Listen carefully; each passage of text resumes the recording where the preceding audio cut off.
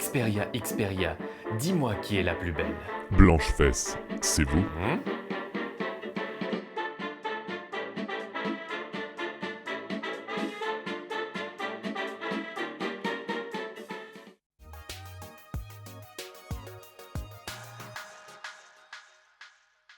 Écoutez, certains le surnomment la brique. Allô? Olé? Alors oui, c'est un design à la Sony qui n'a pas beaucoup changé avec les années, mais je trouve qu'il est plutôt joli. Il a vraiment un design premium, tout en aluminium avec des surfaces en verre qui sont hyper réfléchissantes et qui prennent malheureusement beaucoup les traces de doigts. Mais c'est vrai que son design ne va pas laisser les gens indifférents, il va tout de suite être remarqué quand vous le sortirez en société. Alors à l'avant, on a un écran de 5,5 pouces IPS HDR 4K. Et oui, messieurs, dames, 4K, mais on verra ça plus tard. On a aussi deux grandes bordures. C'est un petit peu dommage, c'est vrai qu'on est à l'époque du borderless, mais par contre, on a du son stéréo, et ça, c'est vraiment sympa, même si le son mériterait d'être encore un petit peu plus fort. Et on a aussi une caméra de 13 millions de pixels à l'avant pour faire les selfies. Elle fait des super selfies. Sur le dessus de l'appareil, on peut retrouver la prise mini jack qui est conservée et qui permet de lire des fichiers en high-res vu que les Xperia sont toujours équipés des meilleurs DAC de Sony. On a aussi un micro à réduction de bruit. En dessous de l'appareil, la prise USB type C qui devient un standard et qui est super pratique, ainsi que le micro principal.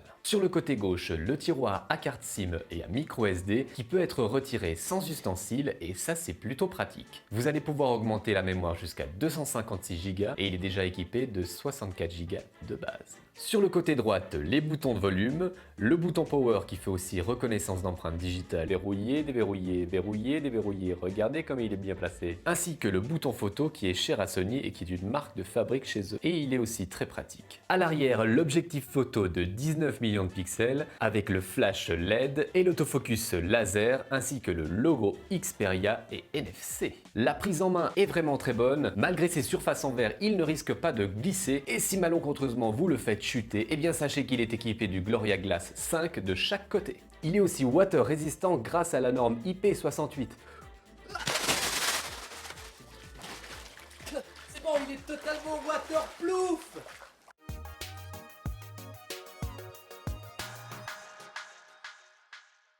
Bon, je vais vous l'avouer tout de suite les cocos, même s'il n'est pas borderless, son écran m'a fait plus d'effet que le Galaxy S8. Alors ce qu'il faut savoir, c'est que dans l'interface, vous ne serez jamais en 4K, vous serez en 1080p, mais un 1080p très lumineux et hyper précis. Autant Sony n'arrive parfois pas à bien régler son capteur photo, mais là au niveau de l'image, la colorimétrie est vraiment juste bluffante. Et quand vous allez lancer une vidéo 4K HDR comme celle qui est en train de passer sous vos yeux, eh bien je peux vous dire que vous allez en prendre plein les mirettes. Bien sûr, l'écran est équipé de toutes les technologies des téléviseurs Bravia de Sony. Je vais vous épargner leur nom à coucher dehors, mais sachez que c'est pour moi un des meilleurs écrans du marché. Par contre, le 4K est un petit peu marketing. Ce n'est pas réellement de l'Ultra HD, mais vu la taille de l'écran, l'œil humain ne fera pas la différence. Au niveau des haut-parleurs, le son est vraiment très bon en stéréo. Malheureusement, j'aurais aimé, comme je vous l'ai dit précédemment, qu'il soit un peu plus fort. En plus, il est déjà équipé pour l'avenir avec le Bluetooth 5.0, le son haute définition DSEE-HX. Il est aussi équipé de la technologie LDAC de Sony qui transfère 3 fois plus de données audio que le Bluetooth classique, mais par contre, il faut un casque compatible. En tout cas, au niveau audio, ça va être dur de faire mieux.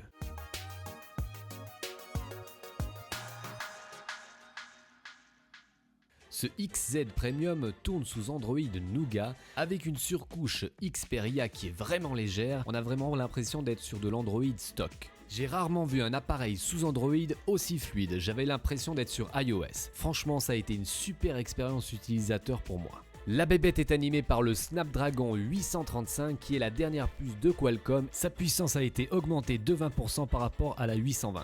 Il embarque aussi 4 Go de RAM, je peux vous dire qu'il assume les jeux en 3D et la 4K sans broncher. Une fonction exclusive que l'on ne trouve que sur les Xperia et que j'ai adoré, c'est le Remote Play PS4. Grâce au Game Control Mount et une DualShock 4, vous allez pouvoir jouer à vos jeux préférés en streaming depuis votre Xperia. La qualité de l'image et la fluidité est vraiment excellente et en plus on a une maniabilité à la manette donc c'est vraiment super sympa.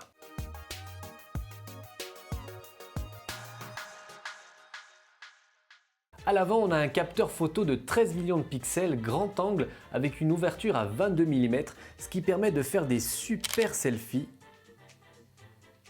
Et ça fonctionne aussi plutôt bien en basse luminosité. Petit test de la caméra frontale à la main. Donc elle est stabilisée numériquement, ça rend plutôt pas mal. Le micro est vachement bon aussi, c'est un des meilleurs micros sur smartphone je trouve. Il n'y a pas beaucoup de souffle et il reproduit bien les graves je trouve de la voix. Et on va faire un petit sprint final, vous allez me dire ce que vous en pensez de la stabilité dans les commentaires. On a parlé du capteur avant, maintenant passons au capteur arrière. Comme vous le savez sûrement, Sony équipe la plupart des capteurs photo des smartphones haut de gamme. Il s'est donc bien équipé lui aussi avec un capteur Exmor RS de 19 millions de pixels. Il est aussi équipé d'un autofocus laser hybride et d'un stabilisateur électronique SteadyShot.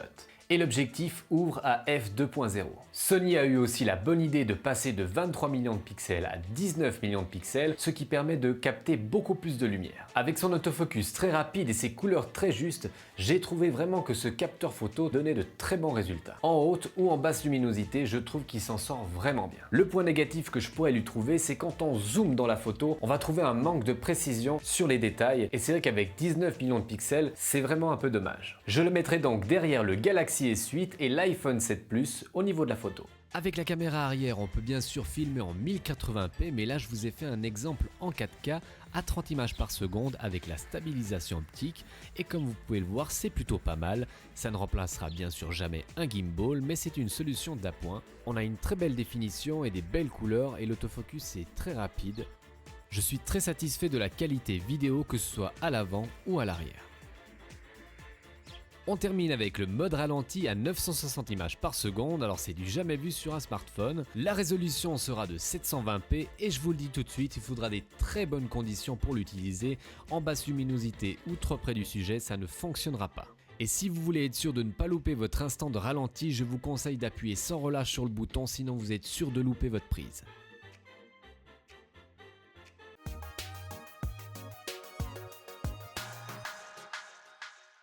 Alors mon avis final sur ce Xperia XZ Premium. Eh bien tout d'abord j'adore sa fluidité, c'est pour moi un des smartphones sous Android les plus fluides du marché avec le OnePlus 5. J'aime aussi beaucoup son capteur d'empreinte qui est super bien placé et super rapide. C'est pour moi le meilleur écran IPS LCD du marché. Bien sûr, ça ne vaut pas la MOLED, mais franchement, quand on regarde une image en 4K là-dessus, ça décoiffe. Et en plus, avec le son stéréo. On peut lui reprocher son design atypique, brique et miroir, mais c'est vrai qu'il ne ressemble à aucun smartphone. J'ai beaucoup apprécié aussi la capture vidéo et photo. Mon petit plus va pour la vidéo, mais c'est vrai qu'il n'arrive pas à la qualité photo du S8. Niveau autonomie, c'est aussi très bon. Vous allez pouvoir tenir une journée et demie sans problème et 2 jours si vous êtes sage. On termine avec son prix qui est de 800 €. Alors c'est un prix haut de gamme, on est dans la moyenne, mais c'est vrai qu'avec ce qu'il embarque à l'intérieur, ce n'est pas du vol. Après, tout est une question de budget. Alors ce Sony Xperia XZ Premium pourrait-il devenir mon téléphone personnel? Eh bien oui, si je n'avais pas déjà le S8 Plus, ce téléphone prendrait sa place dans ma poche. C'est mon premier Xperia, mais il m'a vraiment conquis. Voilà les cocos, on arrive au terme de cette vidéo, j'espère qu'elle vous aura plu. N'hésitez pas à la pouce bleutée, à la commenter et à vous abonner si ce n'est pas encore fait. Je vous dis à très bientôt pour un prochain live ou une prochaine vidéo. Faites attention à vous. Bisous.